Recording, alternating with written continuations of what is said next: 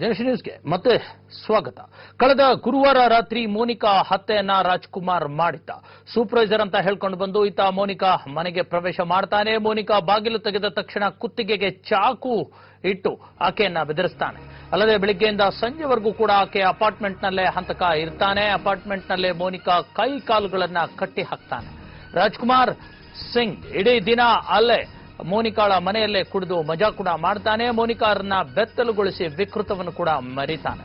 ಮೋನಿಕಾ ಬಳಿ ಇದ್ದ ಹಣ ಮತ್ತು ಎಟಿಎಂ ಕಾರ್ಡ್ಗಳನ್ನ ಕಿತ್ತುಕೊಂಡು ಬೆದರಿಸಿ ಎಟಿಎಂ ಕಾರ್ಡ್ ಪಾಸ್ವರ್ಡ್ ಅನ್ನು ಕೂಡ ಪಡ್ಕೊಳ್ತಾನೆ. ನಂತರ ಆಕೆಯನ್ನ ಕೊಂದು ಗೋವಾದಲ್ಲಿ 2 ಸಲ ಹಣವನ್ನ ಡ್ರಾ ಮಾಡಿಕೊಂಡು ಗೋವಾದಿಂದ ಬೆಂಗಳೂರಿಗೆ ಬಂದು ಕಾಟನ್ಪೇಟೆಯ ಲಾಡ್ಜ್ನಲ್ಲಿ ಈತ ತಂಗುತ್ತಾನೆ. 2ನೇ ದಿನ ಬೆಂಗಳೂರಿಗೆ ಬಂದ 2ನೇ ದಿನ ಗೋವಾದಿಂದ ಬೆಂಗಳೂರಿಗೆ ಬಂದ ರಾಜ್ಕುಮಾರ್ ಸಿಂಗ್ ಬೆಂಗಳೂರಿನ ಪೊಲೀಸರಿಗೆ ತಗಲು ಹಾಕೊಳ್ತಾನೆ.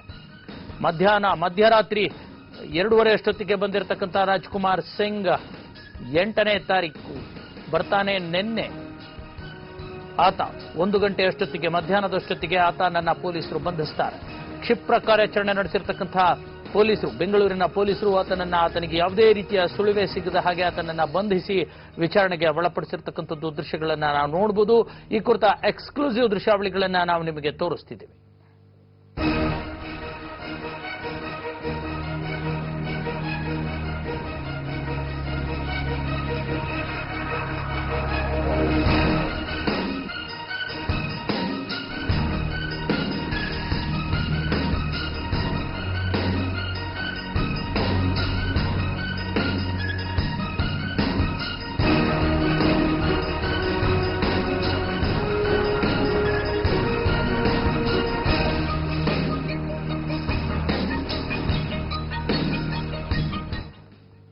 ಸುಗಂಧ ದ್ರವ್ಯ ಸುಂದರಿ ಮೋನಿಕಾ ಫುರ್ಡೆ ಒಂದು ಹತ್ಯೆ ಹಗರಣ ಇಡೀ ದೇಶಾದ್ಯಂತ ತಲ್ಲಣವನ್ನ ಸೃಷ್ಟಿ ಮಾಡಿತ್ತು. ಆಕೆಯ ಹಂತಕ 39 ವರ್ಷ ವಯಸ್ಸಿನ ಸುಗಂಧ ದ್ರವ್ಯ ಸುಂದರಿ ಮೋನಿಕಾ ಹತ್ಯೆಯನ್ನ 21 ವರ್ಷದ ಕಾವಲುಗಾರ ಸೆಕ್ಯೂರಿಟಿ ಗಾರ್ಡ್ ರಾಜ್ಕುಮಾರ್ ಸಿಂಗ್ ಮಾಡಿದ್ದಾನೆ ಅನ್ನುವಂತಹ ಮಾಹಿತಿ ಗೋವಾ ಪೊಲೀಸರಿಗೆ ಸಿಗುತ್ತೆ. ಅವರು ಕರ್ನಾಟಕ ಪೊಲೀಸರಿಗೆ ಮಾಹಿತಿಯನ್ನ ಕೊಡ್ತಾರೆ. ಅದರಲ್ಲೂ ಚಾಣಕ್ಷ ಬೆಂಗಳೂರಿನ ಪೊಲೀಸರಿಗೆ ಮಾಹಿತಿ ಸಿಕ್ಕ ತಕ್ಷಣ ಅವರು ಬಲೆಯನ್ನ ಬೀಸ್ತಾರೆ. ಕೇವಲ 1 ದಿನದಲ್ಲಿ ಆ ಹಂತಕರನ್ನ ಬೆಂಗಳೂರಿನಲ್ಲಿ ಅರೆಸ್ಟ್ ಮಾಡ್ತಾರೆ. ನಾವು ದೃಶ್ಯಗಳಲ್ಲಿ ನೋಡುವುದು ಯಾವ ರೀತಿ ಆತನನ್ನ ಸುತ್ತುವರೆದಿರ್ತಕ್ಕಂಥ ಪೊಲೀಸರು ಆತನನ್ನ ಅರೆಸ್ಟ್ ಮಾಡಿ ವಿಚಾರಣೆಗೆ ಒಳಪಡಿಸಿರ್ತಕ್ಕಂಥದ್ದು ದೃಶ್ಯಗಳಲ್ಲಿ ಕಾಣ್ತಾ ಇದೆ. ಇದ್ರ ಜೊತೆಗೆ ನಾವು ಮೋನಿಕಾ ಅವರ ಭಾವಚಿತ್ರಗಳನ್ನು ಕೂಡ ತೋರಿಸ್ತಾ ಇದ್ದೀವಿ. ಇಡೀ ದೇಶಾದ್ಯಂತ ಸುಗಂಧ ಸುಂದರಿ ಅಂತಾನೆ ಹೆಸರು ಮಾಡಿರ್ತಕ್ಕಂಥ ಮೋನಿಕಾ ಮೊದಲು ಕ್ಯಾಮರಾಮನ್ ಆಗಿ ತಮ್ಮ ವೃತ್ತಿಯನ್ನ ಆರಂಭಿಸ್ತಾರೆ. ಆ ಕುರಿತ ಕೋರ್ಸ್ ಅನ್ನು ಕೂಡ ಅವರು ಮಾಡ್ತಾರೆ. ಆ ಕುರಿತ ವೃತ್ತಿ ಸಂಬಂಧಿತ ಕ್ಯಾಮ್ರಾಮನ್ ಕೋರ್ಸ್ ಅನ್ನು ಕೂಡ ಮಾಡ್ತಾರೆ. ಆದರೆ ಅವರು ಯಾಕೋ ಇಂಟ್ರೆಸ್ಟ್ ಕಳೆದುಕೊಂಡಿರ್ತಕ್ಕಂಥ ಮೋನಿಕಾ ನಂತರ ಗೋವಾಕ್ಕೆ ಬಂದು ಸುಗಂಧ ದ್ರವ್ಯ ಮಾರಾಟದಲ್ಲಿ ತಮ್ಮ ಒಂದು ಛಾಪನ್ನ ಒತ್ತುತ್ತಾರೆ. ತಮ್ಮ ವ್ಯವಹಾರ ಕೂಡ ಹೆಚ್ಚು ವಿಸ್ತಾರವಾದಂತೆಲ್ಲ ಅವರು ತಮ್ಮ ಬದುಕನ್ನು ಕಟ್ಟಿಕೊಳ್ತಾರೆ. ದೇಶಾದ್ಯಂತ ಸುದ್ದಿಯಾಗ್ತಾರೆ. ಈ ನಡುವೆ ತಮ್ಮ ಪತಿ ಕ್ಯಾಮ್ರಾಮನ್ ಆಗಿರತಕ್ಕಂಥ ಪತಿಯನ್ನು ಕೂಡ ಪರಿತ್ಯಜಿಸ್ತಾರೆ. ಒಂಟಿಯಾಗಿಯೇ ಗೋವಾದಲ್ಲಿ ಅವರು ನೆಲೆ ನಿಲ್ತಾರೆ. ಅಲ್ಲಿ ತಮ್ಮ ಬಿಸ್ನೆಸ್ ಅನ್ನ ಮಾಡ್ತಾ ಇರ್ತಾರೆ. ಈ ಹಂತದಲ್ಲಿ ತಮ್ಮ ಮನೆಗೆ ಕಾವಲುಗಾರನಾಗಿ ಸೇರಿರ್ತಕ್ಕಂಥ ರಾಜ್ಕುಮಾರ್ ಸಿಂಗ್ ಅನ್ನುವಂಥ ಪಂಜಾಬ್ ಮೂಲದ ವ್ಯಕ್ತಿಯನ್ನ ಅವರು ಯಾವುದೋ ಕಾರಣಗಳನ್ನ ನೀಡಿ ಡ್ಯೂಟಿನ ಸರಿಯಾಗಿ ಮಾಡ್ತಿಲ್ಲ ಅನ್ನುವಂಥ ಕಾರಣಗಳನ್ನ ನೀಡಿ ಆ ಸೆಕ್ಯೂರಿಟಿ ಏಜೆನ್ಸಿಗೆ ಹೇಳಿ ಆತನನ್ನ ಕೆಲಸದಿಂದ ತೆಗೆದು ಹಾಕಲಾಗುತ್ತೆ. ಆನಂತರ ಆತ ಸಿಟ್ಟಿಗೆದ್ದು ಆಕೆಯ ಮೇಲೆ ದ್ವೇಷ ಸೇಡು ತೀರಿಸಿಕೊಳ್ಳೋದಕ್ಕೆ ಪ್ರಯತ್ನ ಪಡ್ತಾ ಇರ್ತಾನೆ. ಈಕೆಯ ಒಂದು ಫೋನ್ ಕಾಲಿನಿಂದ ಆತನಿಗೆ ಬರಬೇಕಾಗಿರ್ತಕ್ಕಂಥ 27,000 ರೂಪಾಯಿ ಆ ಒಂದು ಸ್ಯಾಲರಿ ಹಣ ಏನಿದೆ ಆತನ ಹಣ ಕೂಡ ಸಿಕ್ಕಿರೋಲ್ಲ. ಹಾಗಾಗಿ ಆತ ಕಳೆದ 2 ತಿಂಗಳಿನಿಂದ ಕೆಲಸ ಬಿಟ್ಟಿರ್ತಾನೆ. ನಂತರ ಈಕೆಯ ಮನೆಯ ಸುತ್ತಲೇ ಸುತ್ತುತ್ತಾ ಈಕೆಯನ್ನ ಮುಗಿಸೋದಕ್ಕೋಸ್ಕರ ಪ್ಲಾನ್ ಹಾಕ್ತಾನೆ. ಕಳೆದ ಅಕ್ಟೋಬರ್ 6ರಂದು ಆಕೆಯ ಮನೆಗೆ ಬರ್ತಾನೆ, ಬಾಗಿಲು ತಟ್ತಾನೆ.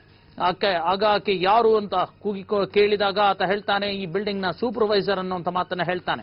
ಆಕೆ ಬಾಗಿಲು ತೆಗೆದಾಗ ಸಡನ್ ಆಗಿ ಮನೆಯೊಳಗೆ ನುಗ್ಗುವಂತ ರಾಜ್ಕುಮಾರ್ ಸಿಂಗ್ ಒಬ್ಬಳೇ ಇರೋದನ್ನ ಖಚಿತಪಡಿಸಿಕೊಂಡಿರ್ತಾನೆ. ನಂತರ ಆ ಒಬ್ಬಳೇ ಮೋನಿಕಾಗೆ ಕುತ್ತಿಗೆಗೆ ಚಾಕು ಹಿಡಿದು ಆಕೆಯನ್ನ ಬೆದರಿಸ್ತಾನೆ. ಬಾಗಿಲು ಭದ್ರಪಡಿಸಿ ಆಕೆಯ ಕೈಕಾಲು ಕಟ್ಟಿ ಇಡೀ ದಿನ ಆಕೆಯ ಮನೆಯಲ್ಲೇ ಇರ್ತಾನೆ. ಜೊತೆಗೆ ನಂತರ ಆಕೆಯನ್ನು ಸಂಪೂರ್ಣ ಬೆತ್ತಲು ಕೂಡ ಗೊಳಿಸ್ತಾನೆ. ನಂತರ ಆಕೆಯನ್ನ ಅತ್ಯಾಚಾರ ಕೂಡ ಮಾಡ್ತಾನೆ ಅನ್ನುವಂಥದ್ದು. ನಂತರ ಆಕೆಯನ್ನ ಉಸಿರುಗಟ್ಟೆ ಸಾಯಿಸಿ ಮೋನಿಕಾಳ ಎಟಿಎಂ ಕಾರ್ಡ್ ಮತ್ತು ಮೊಬೈಲ್ ಅನ್ನ ಕಿತ್ತುಕೊಂಡು ಆತ ಅಲ್ಲಿಂದ ಹೊರಟು ಬಿಡ್ತಾನೆ. ಗೋವಾದಲ್ಲಿ 2 ಬಾರಿ ಎಟಿಎಂ ನಿಂದ ಹಣವನ್ನ ಡ್ರಾ ಮಾಡ್ಕೊಳ್ತಾನೆ. ನಂತರ ಆತ ಬೆಂಗಳೂರಿಗೆ ಬರ್ತಾನೆ ಅನ್ನುವಂಥದ್ದು. ಬೆಂಗಳೂರಿನಲ್ಲಿ 2 ದಿನ ಉಳ್ಕೊಳ್ತಾನೆ. ಬೆಂಗಳೂರಿನ ಬಸವನಗುಡಿಯಲ್ಲಿರ್ತಕ್ಕಂಥ ಗಾಂಧಿ ಬಜಾರ್ನಲ್ಲಿ ಆತ ಶಾಪಿಂಗ್ ಅನ್ನು ಕೂಡ ಮಾಡ್ತಾನೆ. ಶಾಪಿಂಗ್ ಮಾಡಿದ ನಂತರ ತನ್ನ ಒಂದು ಫೋಟೋವನ್ನು ತೆಗೆದು ತನ್ನದೇ ಫೇಸ್ಬುಕ್ಗೆ ಅಪ್ಲೋಡ್ ಮಾಡ್ತಾನೆ. ಸೆಲ್ಫಿಯನ್ನ ತೆಗೆದುಕೊಂಡು ಅಪ್ಲೋಡ್ ಮಾಡ್ತಾನೆ. ಆ ಸೆಲ್ಫಿಯನ್ನ ಆಧರಿಸಿ ಇರತಕ್ಕಂಥ ಗೋವಾ ಪೊಲೀಸರು ಇದು ಕನ್ನಡ ಭಾಷೆ, ಯಾಕಂದ್ರೆ ಆತನ ಫೋಟೋ ಹಿಂದೆ ಇರತಕ್ಕಂಥ ಬೋರ್ಡ್ಗಳು ಕನ್ನಡ ಭಾಷೆಯದ್ದಾಗಿರೋದ್ರಿಂದ ಇದು ಕನ್ನಡ ಭಾಷೆ, ಕರ್ನಾಟಕ, ಅದರಲ್ಲೂ ಬೆಂಗಳೂರು ಅನ್ನುವಂಥದ್ದನ್ನು ಗುರುತು ಹಿಡಿದಿರ್ತಕ್ಕಂಥ ಪೊಲೀಸರು ಬೆಂಗಳೂರು ಪೊಲೀಸರೊಂದಿಗೆ ಮಾಹಿತಿಯನ್ನ ಹಂಚಿಕೊಳ್ತಾರೆ. ನಂತರ ಅದು ಕರ್ನಾಟಕದ ಬೇರೆ ಯಾವ ಪ್ರದೇಶವೂ ಅಲ್ಲ, ಬೆಂಗಳೂರೇ ಅನ್ನುವಂಥದ್ದು ಮತ್ತೆ ಖಚಿತವಾಗುತ್ತೆ. ನಂತರ ಆತನ ಒಂದು ವಿಚಾರಣೆ, ಆತನ ಹುಡುಕಾಟ ಶುರುವಾಗುತ್ತೆ. ಸತತ 24 ಗಂಟೆ ಹುಡುಕಾಟ ನಡೆಸಿರ್ತಕ್ಕಂಥ ಪೊಲೀಸರು ಆತನ ಬಗ್ಗೆ ಮಾಹಿತಿಯನ್ನ ಪಡೆದು ಮೆಜೆಸ್ಟಿಕ್, ಆತನ ಮೊಬೈಲ್ ಟವರ್ ಕೂಡ ಮೆಜೆಸ್ಟಿಕ್ ಸುತ್ತಮುತ್ತಲೇ ಕಂಡು ಬರುತ್ತೆ. ಹಾಗಾಗಿ ಮೆಜೆಸ್ಟಿಕ್ ಸುತ್ತಮುತ್ತ ಇರತಕ್ಕಂಥ ಕಾಟನ್ಪೇಟೆ, ಅಕ್ಕಿಪೇಟೆ ಈ ರೀತಿಯ ಏರಿಯಾಗಳಲ್ಲಿರ್ತಕ್ಕಂಥ ಲಾಡ್ಜ್ಗಳಲ್ಲಿ ಹುಡುಕಾಟವನ್ನು ನಡೆಸ್ತಾರೆ. ನಂತರ ಆತನ ಬಗ್ಗೆ ಸುಳಿವು ಸಿಕ್ಕ ನಂತರ ಆತನನ್ನ ಕಾಯುವಂಥ ಕೆಲಸ ಆಗುತ್ತೆ. ಭಾನುವಾರ ಬೆಳಿಗ್ಗೆ ಆತ ಲಾಡ್ಜ್ನಿಂದ ಹೊರಟಿರ್ತಕ್ಕಂಥವನು ಬಸವನಗುಡಿ ಓಡಾಡಿಕೊಂಡು ಅಲ್ಲೆಲ್ಲ ಬರ್ತಾನೆ. ಮತ್ತೆ ಮಧ್ಯಾಹ್ನ 1 ಗಂಟೆ ಅಷ್ಟೊತ್ತಿಗೆ ಲಾಡ್ಜ್ಗೆ ವಾಪಸ್ ಆಗ್ತಾನೆ. ಆ ಕುರಿತ ಎಕ್ಸ್ಕ್ಲೂಸಿವ್ ದೃಶ್ಯಾವಳಿಗಳನ್ನ ನಾವು ನಿಮಗೆ ತೋರಿಸ್ತೀವಿ. ಅಲ್ಲಿ ಪೊಲೀಸರು ಆತನನ್ನ ಬಂಧಿಸ್ತಾರೆ.